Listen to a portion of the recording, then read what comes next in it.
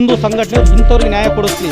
ಯಾರೋ ದನ ತಗೋಗೋರ್ನ ಹಿಡಿಯೋದಲ್ಲ. ಬಡ ಹಿಂದೂಗಳು ಇವತ್ತು ಗುಡಿಸಲಾಕೊಂಡು ಕೂತಿದ್ದಾರೆ. ಇವ್ರ ಪರವಾಗಿ ಹೋರಾಟ ಮಾಡಲಿ.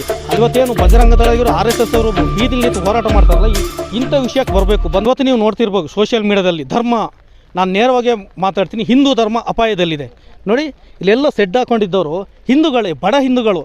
ಆದರೆ ಯಾವ ಒಬ್ಬ ಯಾರು ಹಿಂದೂ ಸಂಘಟನೆ ಮುಖಂಡರು ಬಂದು ಇವತ್ತು ಯಾವತ್ತವ್ರು ಬಂದಿದ್ದಾರಾ ಅವ್ರಿಗೆ? ಯಾಕಂದರೆ ಇಲ್ಲಿ ಜನ ನಿಜವಾಗ್ಲೂ ಇಲ್ಲಿ ಏನಾದರೂ ಪ್ರತಿಭಟನೆ ಮಾಡಿದರೆ ಇಲ್ಲಿರುವಂಥ 50-100 ಎಕರೆ ಜಾಗದವರು ಮುಂದೆನೇ ಪ್ರತಿಭಟನೆ ಪಡ್ಕೊಂಡವ್ರು ಯಾರು?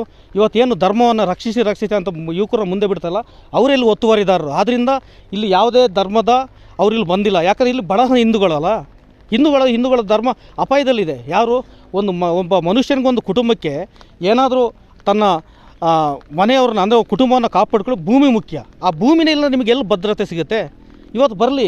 ಇವತ್ತೇನು ಬಜರಂಗ ದಳ ಇವರು RSS ಅವರು ಬೀದಿಲಿ ನಿಂತು ಹೋರಾಟ ಮಾಡ್ತಾರಲ್ಲ, ಇಂಥ ವಿಷಯಕ್ಕೆ ಬರಬೇಕು. ಬಂದು ಇಲ್ಲಿ ಬಡ ಹಿಂದೂಗಳು ಇವತ್ತು ಗುಡಿಸಲಾಕೊಂಡು ಕೂತಿದ್ದಾರೆ.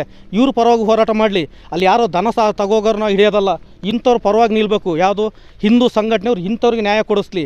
ಇವತ್ತು ಎಲ್ಲೋ ಭೂ ಮಾಲೀಕರ ಪರವಾಗಿ ಎಲ್ಲೋ ಕೂತ್ಕೊಂಡು, ಯಾಕೆ ಭೂ ಮಾಲೀಕರು ಯಾರ ಪರವಾಗಿ? ಇವ್ರ ಪರವಾಗಿದ್ದಾರೆ. ಇಲ್ಲಿ ಯಾರು ಪಾಪ ಇವರು ಕೂಲಿ ಕೆಲಸ ಮಾಡೋರು, ಇವ್ರ ಪರ ಯಾಕೆ ಬರ್ತಾರೆ? ಹಿಂದೂ ಸಂಘಟನೆಯವರು ಇಲ್ಲಿ ಬರಬೇಕು. ಅವರ ನಿಜವಾದ ಹಿಂದುತ್ವವನ್ನು ಇಂಥ ಬಡವರಿಗೆ ನ್ಯಾಯ ಕೊಡಿಸಿ ಅವ್ರು ಇಲ್ಲಿ ಬರಬೇಕು. ಇವತ್ತು ಯಾರೂ ಇಲ್ಲ ಸರ್, ಬರಬೇಕಲ್ಲ ಅಂಥವ್ರು. ಬರೀ ಬೀದಿಲಿ ನಿಂತು ಹೋರಾಟ ಮಾಡಿದ್ರೆ ಸಾಕ? ಇದು ನಿಜವಾದ ಬಡ ಹಿಂದೂಗಳ ನೈಜ ಚಿತ್ರಣ ಇಲ್ಲಿ ಕಾಣ್ತಿದೆ ನಿಮಗೆ. ಇಂಥವ್ರ ಪರ ಮಾತಾಡಬೇಕು.